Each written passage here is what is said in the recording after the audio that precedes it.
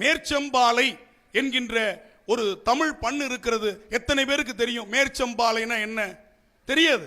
ஆனால் கல்யாணி என்று சொன்னால் தெரியும். மேற்செம்பாலையை கல்யாணி என்ற கர்நாடக இசை ராகமாக பெயர் மாற்றம் செய்து விட்டார்கள். பெயர் மாற்றம் செய்துவிட்டால் பழமை அழிந்து போகும் என்பது நமக்கு தெரியும். எதையும் நாம் பெயர் மாற்றம் செய்து விட்டோம் என்று சொன்னால் அந்த பழமை கொஞ்சம் கொஞ்சமாக விலகிவிடும். நாம் ஆங்கிலத்தை வைத்துக் கொண்டு வாட்டர் ஃபால்ஸ் என்பதை நீர் வீழ்ச்சி என்று மாற்றினோம். அருவி என்ற சொல் இன்று அருகி வருகிறது. அருவி என்று சொல்லுவதை நாம் குறைத்து கொண்டு விட்டோம். நீர்வீழ்ச்சி என்றே எழுத தொடங்கிவிட்டோம். தமிழ் வளர்ச்சி பெற வேண்டும் என்பதில் இருவேறு கருத்துக்கு இடமில்லை. ஆனால் பழம் சொற்கள் இன்று நாம் கையாள விட்டுவிட்டோம். எத்தனை சொற்கள் தமிழ்லேருந்து ஆங்கிலத்துக்கு போயிருக்கு, மிகப்பெரிய பட்டியல். நீங்க ஆக்ஸ்போர்ட் அட்வான்ஸ் லேர்னர்ஸ் டிக்ஷனரி இந்த புத்தக கண்காட்சியில் இருக்குது. வாசிக்கிற பழக்கமே போச்சு. எதுவா இருந்தாலும் இந்த கையடக்க பேயின்னு நான் சொல்லுவேன். அந்த கையடக்க செல்பேசிக்குள்ள நம்ம எதுவா இருந்தாலும் தேடிக்கொண்டு இருக்கிறோம். அன்பை கூட அதில் தேடுகின்ற இளைஞர்களைத்தான் பார்க்கிறோம். அந்த அகராதியில் ஆர்ஜின் அன்னவுன்னு போட்டிருக்கிற அத்தனை சொற்களும் தமிழ் சொற்கள்.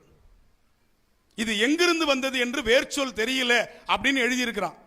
மற்ற சொற்கள்லாம் இது கிரீக்ல இருந்து வந்தது, இது லாட்டின்ல இருந்து வந்தது, இது இத்தாலியிலிருந்து வந்தது, இது ஜெர்மனியத்திலிருந்து வந்தது, இது பாரசீகத்திலிருந்து வந்தது, இது உருது மொழியிலிருந்து வந்தது என்று எழுதுவர்கள் ஆர்ஜின் அன்னவுன் இதனுடைய வேர்ச்சொல் தெரியலன்னு எழுதுறான். பார்த்தா தமிழ் சொல்ல இருக்கு. ஏன்னா அந்த குழுவில் தமிழும் ஆங்கிலமும் தெரிந்த நம்முடைய பேராசிரியர்கள் ஒருத்தர் கூட இல்லை. பாரதியை போல பிற மொழியை படித்து தமிழ் மொழியினுடைய சிறப்பை சொல்லுகின்றவர்கள் அருகிவிட்டார்கள். பிற மொழியை படித்து விட்டு பிற மொழியில் நிலைத்து விட்டார்கள். தமிழ் எப்படிப்பட்டது என்று எடுத்து சொல்ல மறந்து விட்டார்கள்.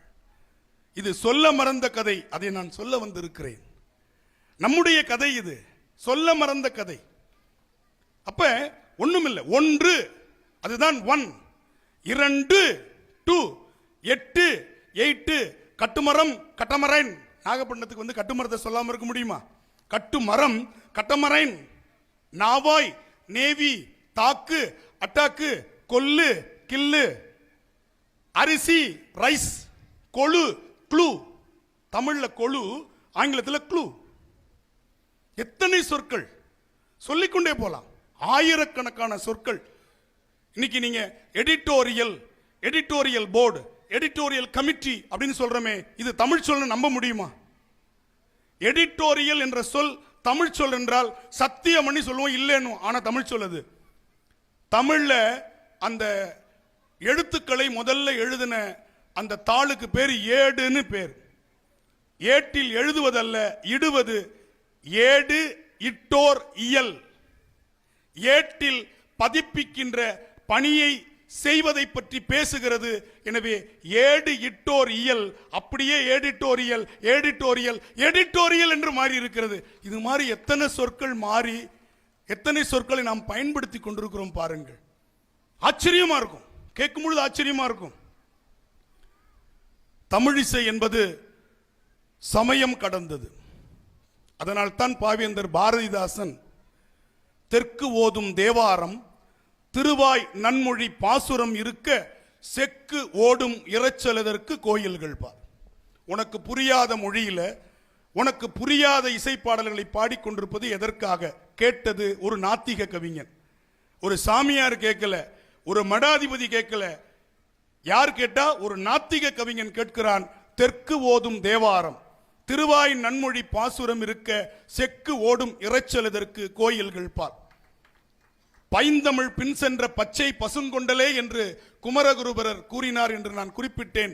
அந்த குமரகுருபரரை தமிழ் முனி என்று வானளாவ எதிர்பாராத முத்தத்தில் பாடியவன் பரப்பியவன் பாவேந்தர் பாரதிதாசன். மறந்து போகக்கூடாது.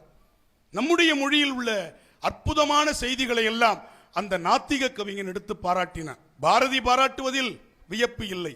ஆனால் பாரதிதாசன் தேவாரம் தமிழ் இசை மரபை காப்பாற்றி இருக்கிறது.